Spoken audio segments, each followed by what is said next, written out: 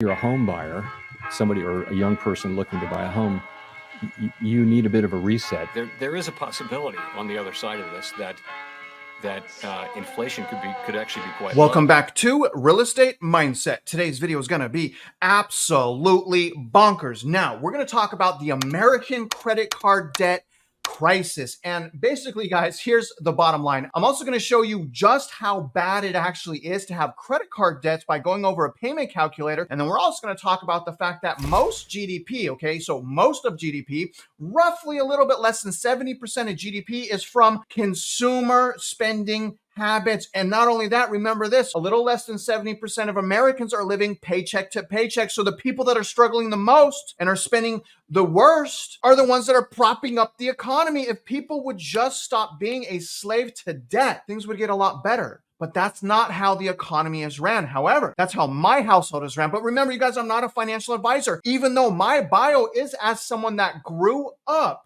with ethics, with positive spending habits. The way I grew up is the more you save and discipline, the further you get ahead in life. The way I was brought up, guys, my bio is paying my bills on time, having a maximized credit score, improving my purchasing power, and timing things correctly based on fundamentals. And that's my bio, you guys. And if you can, please don't forget to like this video, subscribe if you haven't already, and shoot me a comment below and give a shout out to Sunshine behind me. Okay, that's my Yorkie. I'm sorry, it's a crossbreed between a Yorkie and a Maltese. I heard that if you're a millionaire, you got to have a small dog. That was kind of funny, or no? Was that kind of funny? Comment below if you thought that was funny. It was probably not funny. If it wasn't funny, I apologize, but I'm still going to do me. But let's start, you guys, by looking at the overwhelming amount of credit card debt that people are actually charging. And I'm also going to give you guys statistics from the CFPB that shows you actually most people, despite what we hear on YouTube, if you saw the video, you know what I'm talking about, but most people do not pay the entire balance of their credit card off when it bills. In fact, if you have a credit card and you're trying to get cash back, the key is not to let the credit card bill. You want to pay the credit card balance down before it bills, because if it bills, you get finance charges. So if you want to take, like I'm taking advantage of multiple credit cards. I have two primary credit cards. My primary spending one, I get 2% back on purchases, all my purchases. But again, I pay the balance off before it bills. When it bills, that's when all the fees come. And then my other credit card is an Amazon credit card where I get 5% back on Amazon purchases. If you're like me, you are an Amazon freak. I shop a lot on Amazon. In fact, pretty much everything you see behind me is from Amazon. But where we're going to start is the Fed economic data charts. Yeah, I love these charts. This is a consumer credit card debt. We are sitting at a whopping just a 1 trillion. I'm sorry. I apologize. $1.03 trillion.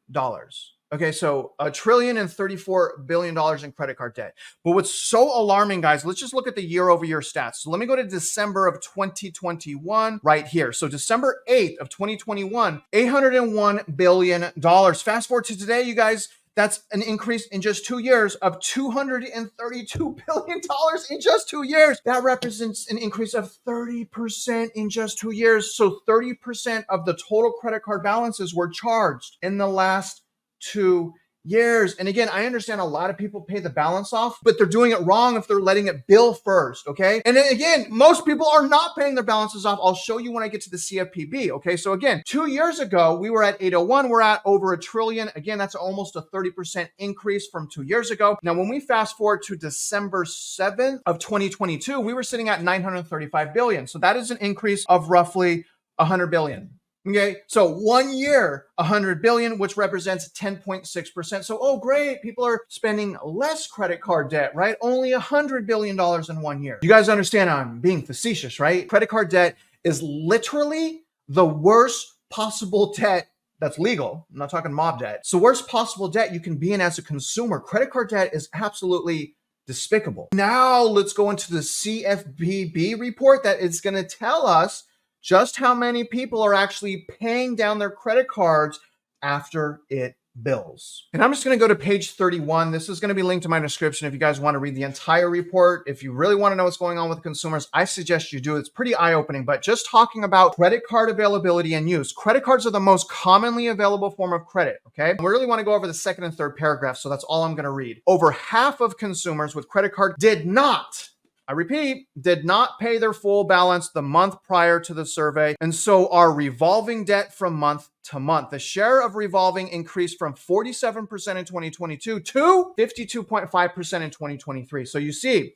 more than half. Okay, because I've heard rumors like most people pay the entire balance. Well, actually, not most people. Most people are now not paying their entire balance off. Now, a year ago, yeah, 47% only, but now 42.5% of people are not. While many consumers find credit cards a useful payment mechanism, consumers who do not pay their full bill every month are typically charged interest. And that's what I'm trying to say. If you're going to play the credit card game, which you should because you will make money, make sure not to fall in the credit card trap that most Americans fall into. Okay. And that's my only gripe. Well, actually, I have a couple gripes, but that's a gripe I have with Dave Ramsey. He's all about not having credit cards. But the thing is, guys, my credit card, I get $200 to $300 back a month because I have great credit and I pay the whole thing off before it bills. So I think he got that really, really wrong. Now, starting with the last paragraph, failing to pay a credit card bill on time can result in a late fee and also destroy your credit. Among consumers with high credit cards, 23% incurred a late fee in the past year. Okay, so 23% experienced a late fee in the last year. That's horrible. That's freaking horrible. Just be careful, guys. I know it's hard out there, but stop buying things you don't need. You guys, the last time I bought a suit was probably 3 years. I'm not even joking. I may buy one because I'm gonna head out to Inman, New York. But anyways, stop the way you're spending. And I know I bought some cameras and I bought a drone, but I'm investing in myself. Now, here's what's also really important, guys. Just how are we at? And just where are we at with credit card delinquencies? Are we pre-COVID? Where are we at? Because one of the primary factors to the great financial crisis, I'm just talking about the GFC for a second here, okay? One of the primary factors on why we had that collapse, other than the subprime mortgage crisis, was delinquencies. The higher the delinquency rate, the more banks will go out of business. So in order to give us a better idea of just where people are at, we're going to take a look at Liberty Street Economics, okay? By reviewing an article titled, Credit Card Delinquencies Continue to Rise. Who is missing payments? Okay. And what we're going to do, guys, is I'm going to show you pretty much every category of consumer credit card debt. Every category is up past pre-pandemic and honestly skyrocketing. It started skyrocketing. You see right here, Q2 of 2021. It's skyrocketing, you guys. Okay, so the share of newly delinquent credit card uses rose in the third quarter and exceeds the pre-pandemic average. Now, obviously, the pre-pandemic average, it kind of was, steady and it was higher during the GFC. But what I want to point out, you guys, is it's going up. It's not going sideways like it was pre-pandemic. It's going up. So let me ask you a question. How much higher do you think it's going to go? Do you think that trajectory is going to stop in the face of quantitative tightening and increasing bankruptcies and car repos and the cost of living and the meltdown in the job market as far as full-time jobs? And do you guys really think that that's going to stop and go sideways? Comment below. I think it's going to just keep going up. In fact, I'm surprised it's not even higher right now. Now take a look at this one. Millennial credit card debt delinquency exceeds pre-pandemic levels while baby boomers, Gen X, and Gen Z are at or near their 2019 levels. So at or near, but the reality is it's actually above it. If you look here, pretty much every category is above pre-pandemic. Every one. You see baby boomers, Gen X, millennials, Gen Z. I mean, everyone is struggling unless you're the top 1%.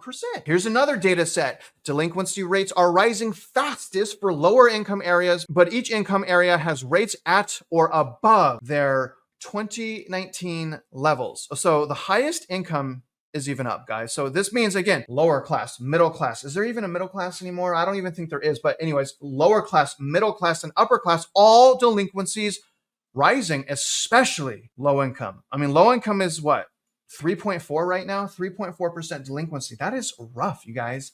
That is really, really rough. And basically, the bigger the hole you're digging, the more you're struggling to catch up. We see that in this data set right here. Those with the largest credit card balances were the most likely to fall behind. So the higher your credit card balance, naturally, the higher your delinquency rate. And that makes sense because it's called drowning in credit card debt. You do not want to be drowning in credit card debt. I once was drowning in credit card debt. It is a horrible place to be. The anxiety and all the depression and all of that stuff that comes with it is the true cost of having high credit card balances. Now, when I ask myself, well, why are, and what's another reason why credit card balances are skyrocketing and the delinquency rate skyrocketing as well? Oh yeah, most people are living paycheck to paycheck. That's right. This is a little bit older in an article, and we've seen different data sets, but to be conservative, 62% of Americans are still living paycheck to paycheck, making it the main financial lifestyle. That is not a lifestyle that is healthy. That is not a lifestyle that you have that you get ahead in life. You need to be saving money. You need to have the ability to save money. Sometimes the only way to have that ability is to budget and stop using your credit cards. So I want to do a little experiment now. I want to show you guys how long does it take to pay off credit cards? What are you really paying with credit cards? What's the interest rate with credit cards? What's the average balance? Let's take a look at that right now. So this is the data set we're going to use. Average monthly credit card payment. So the average credit card payment, you guys, let's just say I doubt this is accurate. It's $233 with the average balance being $8,266. So I want to show you guys how much you would be paying back if you have a $8,200 credit card and you're making $233 payment on that, which most people are not. In order to do that, I also have to figure out the average interest rate. Here's the crazy thing. I'm going to do 2 breakdowns. I'm going to do all new offers, which is sitting at a whopping, shocking and eye-popping 22.9%. First of all, if you're borrowing money at 22.9%, you need to stop borrowing money and figure out something because that is so bad. Okay. But not only that, look at the store cards. So I'm also going to do it on store cards. So if you're at, I don't know, is JCPenney still in business? I almost said, I'm an older millennial. It is what it is. Okay. Old Navy. No, Old Navy, I think is out of it. I don't know. Whatever the store card is. Okay. You go, you're going to get 20% off on your purse or your wallet. But remember, the average rate is 30%. Stop spending. Please, guys, listen to me. You don't have to learn the hard way. You don't have to struggle your whole life. You just have to change the way you're spending money. You have to change your lifestyle. You have to get out of the rat race. I'm trying to help you guys understand this, okay? But let me show you with the data. Okay, so when we pull up this magical thing, that it's for free. Everyone can pull this up. This is a credit card calculator. When I put in the credit card balance of $8,266 and I put the 22.9% interest rate and the minimum payment of $233, which I can tell you again, is not what most people are saying. That's going to take you 5 years to pay off. And you're going to be paying in just interest $5,663. So if you're going to buy something on credit card, say you're going to buy a $20 purse, what's the real cost of that $20 purse? It's more like $40. Think about what I'm saying. Credit card debt is actually a sucker's game unless you play the game the right way, like I'm trying to explain to you. Now let's see what happens when I change this to 30%, like is the average interest rate on store cards. When we calculate this, it gets so worse, guys. I mean, the less money you make, the more you struggle, and the worse your credit, the more you're going to pay in fees. But look at how disgusting 30% is. It would take you guys 7 years and 5 months to pay off that credit card, which, okay, 7 years, 5 months, but look at the amount of interest. It's more than double. Just in interest, you pay $12,000, $12,300 back on your $8,200. It's more than double. So once again, if you're using credit cards and you're not paying the balances off in the store to buy a pair of jeans or that purse or whatever, remember, double the amount that it actually cost you. And that's not even counting sales tax. So in conclusion, I hope that you guys understand the game and also understand why we have such bullish media perspectives about how the consumer's fine. They're just paying the whole balance off of their credit card debt. Just keep spending. It's just normal. But the reality is it's a trap. It's financial suicide. I mean, you're trapped in credit card debt. It is so bad. You guys understand that they're biased. Most people are saying what they're saying because they're paid by someone, right? They're paid to be bullish. Understand though, that everything is propped up right now because of bad spending habits. How much longer can that go on before it all comes crashing down? I really want to understand your perspective. So do me a favor, guys. Once again, like this video, of course. Please like this video, but comment below and let me know how much longer you think this is going to go on before everything falls apart. Now, other than that, guys, if you're out there investing in real estate, you already know I wish you luck and I hope you win.